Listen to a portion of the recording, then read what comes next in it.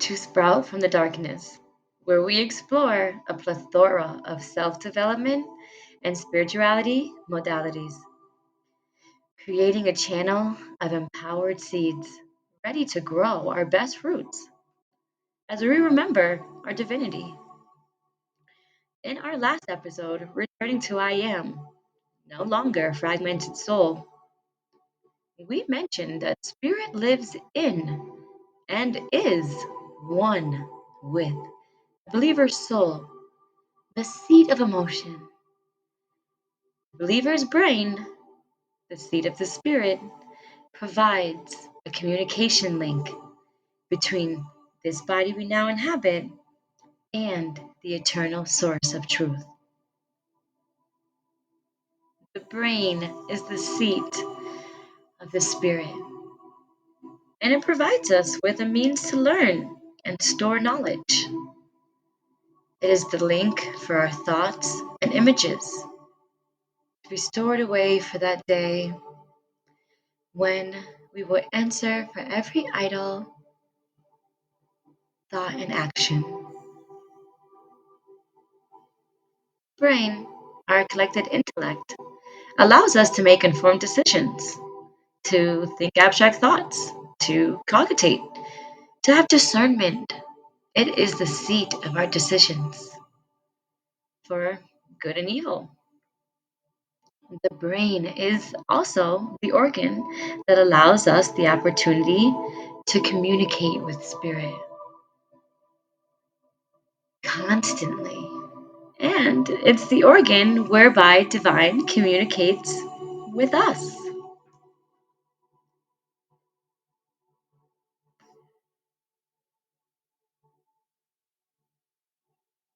Trauma puts our brain into what is known as the amygdala hijack.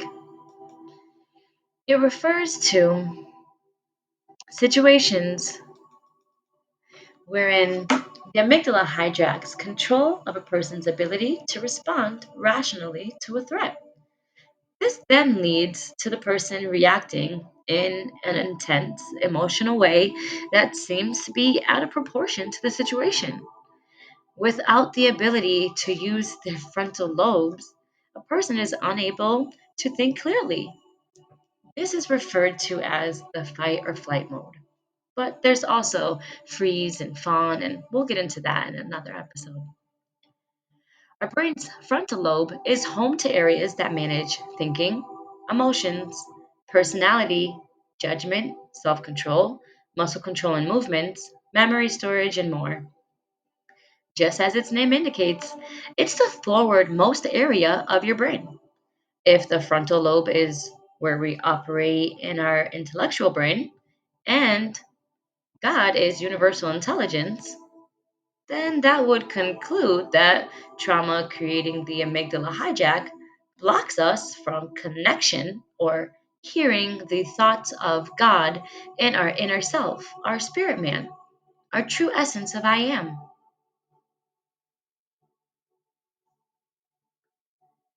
Now, we're going to delve deeper into this. Also, in the brain is the pineal gland, which is commonly called the third eye for many reasons, including its location deep in the center of the brain and its connection to light via the circadian rhythm and melatonin secretion.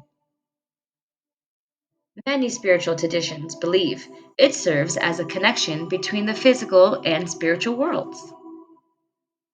This section of the brain is regarded as the gateway of spiritual life as per ancient concept about the soul. Recently, modern neuroscience has proven that the pineal gland is not only the melatonin secreting neuroendocrine organ which controls the circadian rhythm, but it is also has mystical and energetic associations with spirituality. It acts as a tremendous coordinator between molecular, hormonal, physiological, and chemical rhythmic orchestra.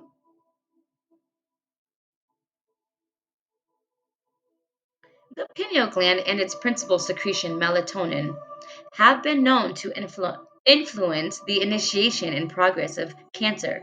So please consider that when providing it to your children or consuming it yourself over the counter. As we know, they poison us any way they can. We'll get more into that later. Furthermore, changes in melatonin secretion have been linked with psychological stress and depression, and both the pineal gland and the cerebral cortex via the limbic system in producing their effects. Both psychological stress and melatonin affect the immune system, as does the hypothalamus and the autonomic nervous system. The pineal gland has both a direct effect on cancer and via the immune system. Synonyms for the pineal gland are parietal eye, third eye, pineal eye, and eye of Horus. Both Eastern and Western mystical traditions have attached great importance to the third eye. It is presumed by them that the pineal gland holds the secrets to spiritual wisdom, inspiration, and psychic awareness. Pineal gland calcification occurs when calcium deposits accumulate within the gland, potentially leading to disruptions in its functions and inhibiting spiritual awareness. Different studies indicate that the pineal gland calcification was significantly associated with age, sex, low altitude, low sunlight exposure, ethnicity, light, cell phone usage, fluoride intake, nutrition, and neurodegenerative diseases. Now ponder, how might some of these have calcified your pineal gland and Wi Fi router or connection to the divine, which is the God self within you, your inner self, the God within you waiting to talk with you, waiting to guide you on your soul blueprint? Recent studies have suggested that fluoride is a human developmental neurotoxicant that reduces measures of intelligence. There are some conspiracy theories regarding fluoride, including the Nazi myth that it was first used by the Nazis to keep prisoners docile and submissive, but kind of makes you wonder, why is it in our waters and pumped into us since our very first tooth? Even though it is banned in the water supply in Europe, come to think of it, as are a lot of the foods we consume in America too. Which baffles me. How it's continued to go on like this for so long. Our own government poisoning us, keeping us in what you would say an ant farm for their own agenda. I would like to briefly add that all topics, ideas, theories, etc., discussed here are open for feedback in a respectful and enlightening approach, of course. And it is highly encouraged and recommended for individual research on any topics that call out from or resonate with your inner self.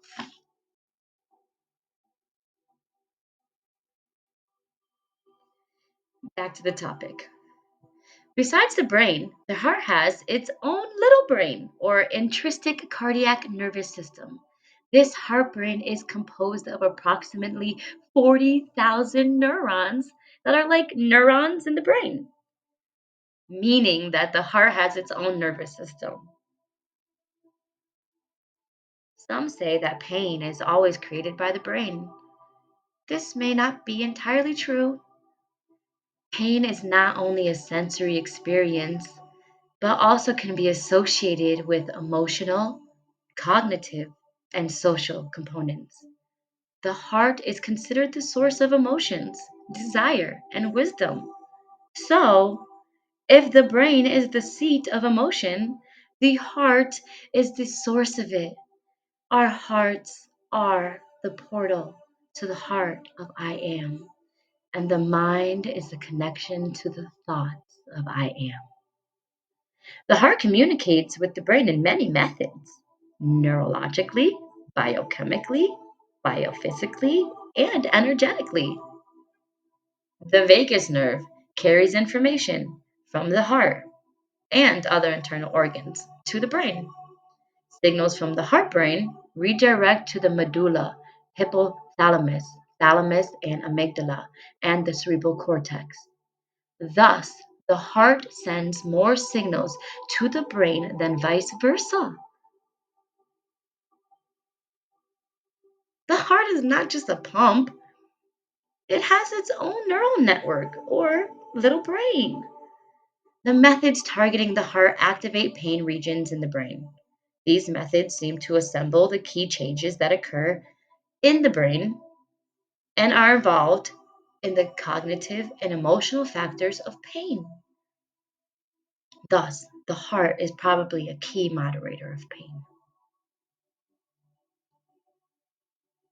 Above all else, guard your heart, for it is the wellspring of life. Proverbs 4:23. This is necessary because your heart is extremely valuable. In Egyptian religion, the heart was the key to the afterlife. It was conceived as surviving death in the netherworld, where it gave evidence for or against its possessor. It was thought that the heart was examined by Anubis and the deities during the weighing of the heart ceremony. The heart, which contained a record of all the deceased actions in life, was weighed against the feather of the goddess Ma'at.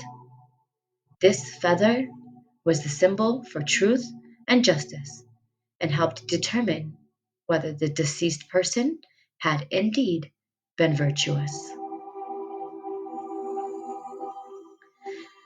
Which is why part of the agenda via generational traumatization, millennia of disconnecting our awareness from the God force that lives within each and every one of us, and distorting our knowledge of self, have succeeded thus far at creating a society with blocked hearts, blocked heart chakras, which is what is called heavy hearts, being heavy hearted, having a cold heart.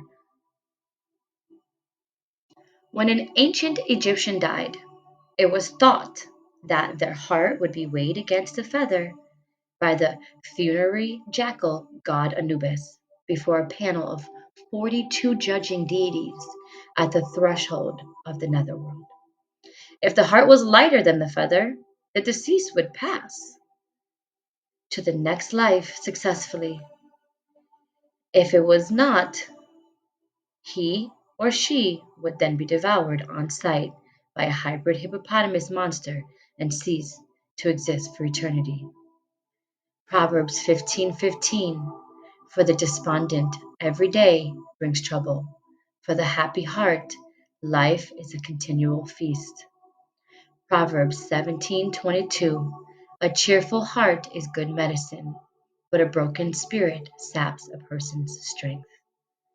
In the documentary Time of the Sixth Sense, the narrator said, when you see the world, see it with the eyes of your heart.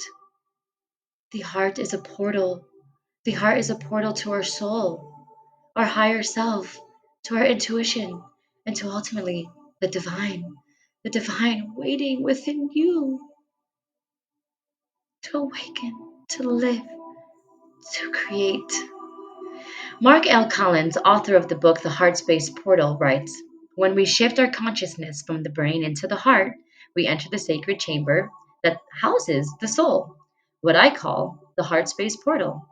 In this place, where the higher self resides, we can tap into a power that is magically transformative.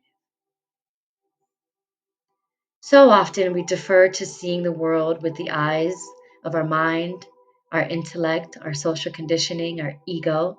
It can be a challenge to pause and have the courage to take the 18-inch leap from our head down into our hearts. What might the world look like if we saw it with the eyes of our heart versus our head? How would the world shift, change, and possibly soften? Dropping down into our heart opens up the portal for a higher state of consciousness. inviting our higher self to guide us instead of our ego or persona. Seeing the world through the eyes of our heart, we can make decisions based on love, empathy, passion, forgiveness, gratitude, peace, and joy. And these are the igniting forces of the heart, the seeds of the spirit. May we each open our hearts wider today. May we see the world through the eyes of our heart, allowing it to be a portal to a more gentle way. May we pull down the walls and take a leap of faith from our head to our hearts and live and love wholeheartedly. May we open our hearts wider today to divine love. May we feel it, embrace it, and be inspired by it today and always. May we realize we are one, we are I am. I love you.